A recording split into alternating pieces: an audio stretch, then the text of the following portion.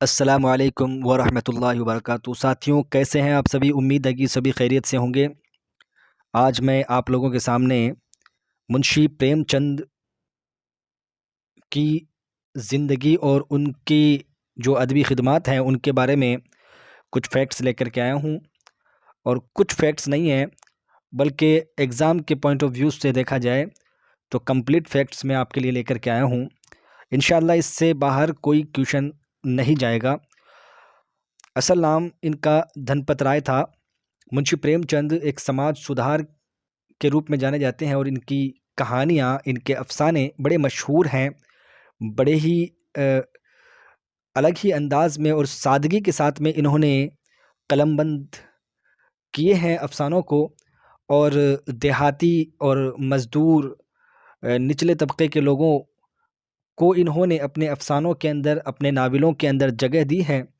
और समाजी जो परेशानियां हैं, समाज की जो कुरीतियां हैं, उनको उनको हटाने के लिए, उनको लोगों को समझाने के लिए इन्होंने बड़ी ही मेहनत और काविश की थी।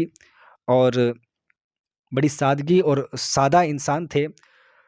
इनका असल नाम धनपत राय था। इनका असल नाम धनपत राय था उर्फ नवाब राय। ये चचा ने इनका नाम निकाला था, नवाब राय। अदबी नाम इनका मुंशी प्रेमचंद। अदबी नाम इनका मुंशी प्रेमचंद था। अदबी नाम इनका क्या था? मुंशी प्रेमचंद था। पैदाइश इनकी बनारस के लहमी गांव में हुई। बनारस के एक गांव है लहमी, उस गांव में इनकी पैदाइश हुई जुलाई 1880 ईस्वी में।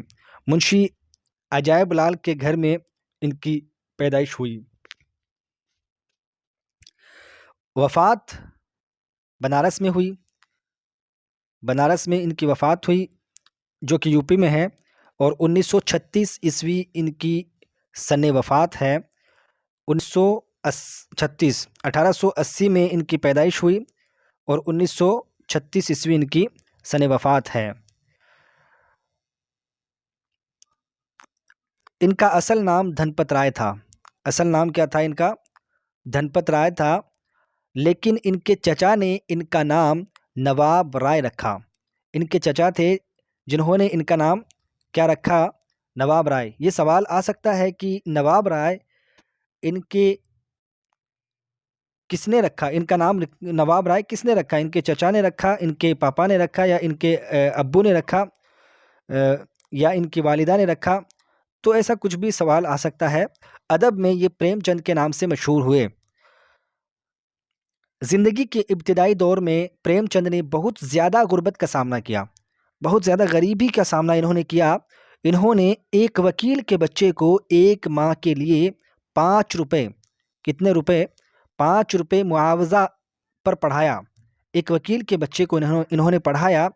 जब प्रेमचंद की उम्र 15 साल की थी, प्रेमचंद की उम्र जब 15 साल की थी, उनकी शादी कर दी गई। उनकी शादी कर दी गई। उनकी शादी नाकाम रही।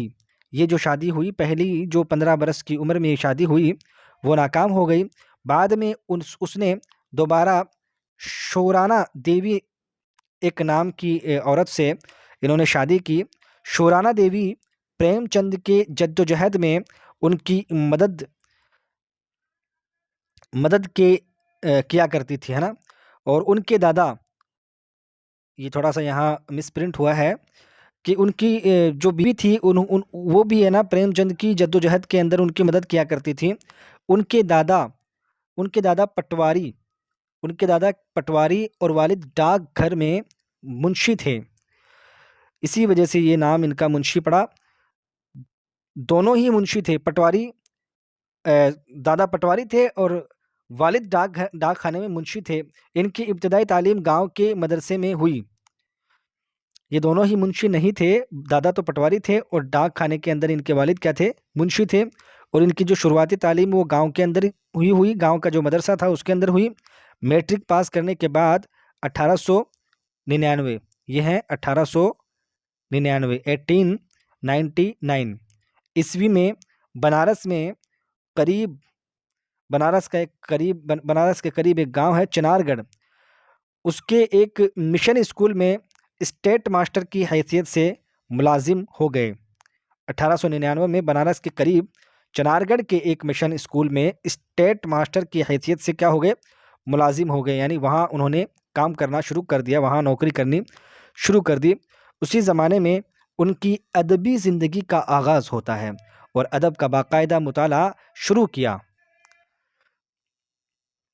1802 ईस्वी में 1902 ईस्वी में 1902 ईस्वी में तदरीस की बाकायदा तरबियत हासिल करने के बाद इलाहाबाद के ट्रेनिंग कॉलेज में दाखिला लिया।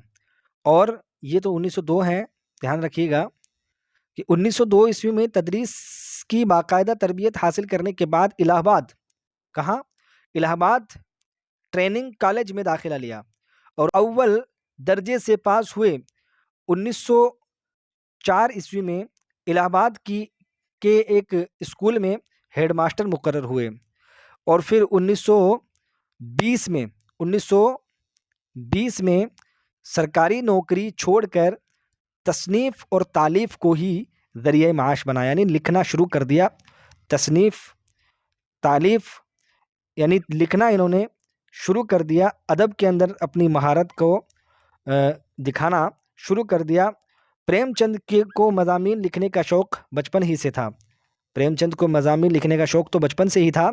उन्होंने ज़िंदगी के दुख दर्द को करीब से देखा और महसूस किया था। यही वजह है कि ज़िंदगी के मसाइल उनकी तहरीरों का मौजू बन गया।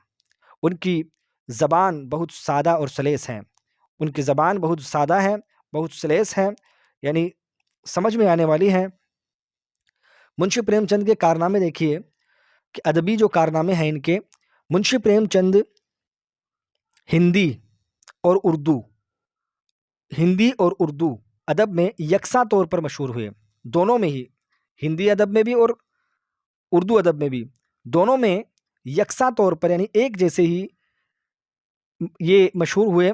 मुंशी प्रेमचंद ने नाविल और अफसाने के फ़न को बुलंद मकाम अता किया।